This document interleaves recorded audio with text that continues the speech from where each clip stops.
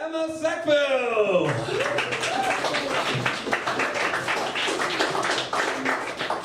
Bit of a build-up. We'll see what happens.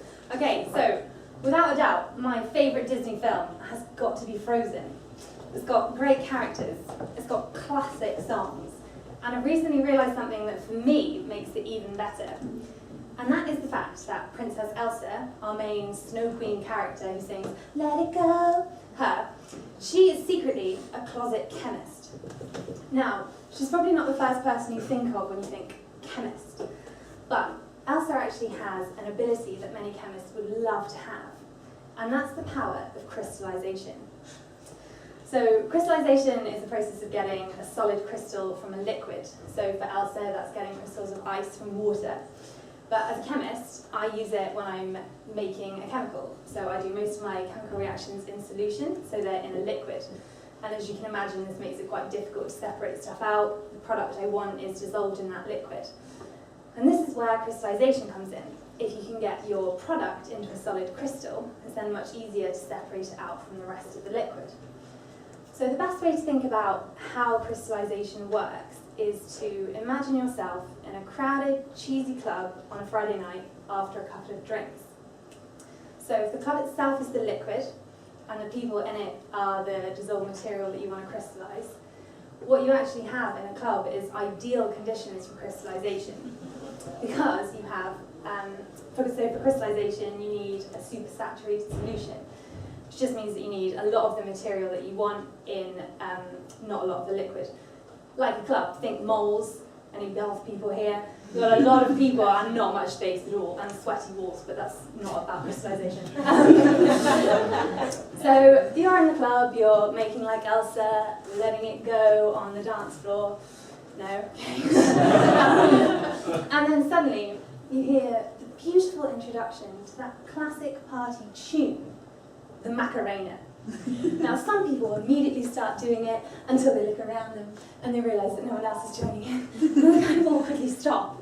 But if enough people around them join in, they have the confidence to go through the whole dance, and then before you know it, the people next to them are joining in, and then suddenly the whole club is doing the Macarena. That's great. Now, this basically is what happens during crystallization. You have points where crystallization starts, but if it doesn't build up to what's called a critical mass, you won't get crystal growth through the solution. That original crystal will just redissolve. Like Macarena, if you don't have enough people doing it, it won't spread through the club. Now, we've all got that one friend, maybe more, who they think they're cool, they're maybe a little bit hipster, probably have a beard, and they would not be seen dead doing the Macarena because, you know, they like a gypsy folk electro swing. If you find yourself in a club with them and the Macarena comes on, there is no way they're going to be joining in. And they will find themselves stuck in the throng of people doing the Macarena, and they probably won't be able to get out, which is, I don't know, karma.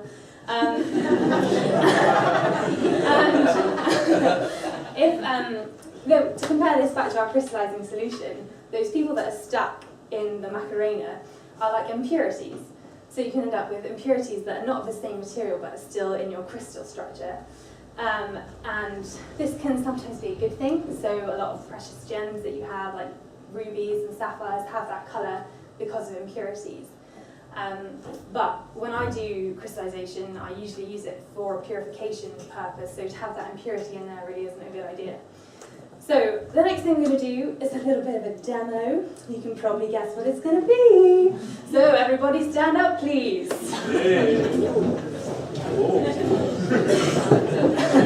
There's not a lot of space in here, so this is going to be really interesting, and you're going to get to know each other a lot better. So what we're going to do is we're going to do the Macarena, and we're going to do it just once round, and I'm going to sing. You can join in if you like. Okay, on the count of 3. 1, 2, 3. Da, da, da, da, da, da, Macarena, Macarena, da, da, da, da, da, Macarena. Okay, right, so that's fine. Everyone can sit down again. Beautifully done, beautifully done. Now, what you will have noticed then is when you directions. This happens in a club, obviously, and you end up with groups of people that are doing the Macarena in full swing. They've got over that critical mass bit, but they do that rotation in a different order, or they started doing it facing in a different order, which means that you end up with groups of people doing the same dance at the same time, but in a different order. So when this happens in a crystallizing solution, you end up with crystals that are made of the same material, but have a different orientation in space. And these are what's known as polymorphs.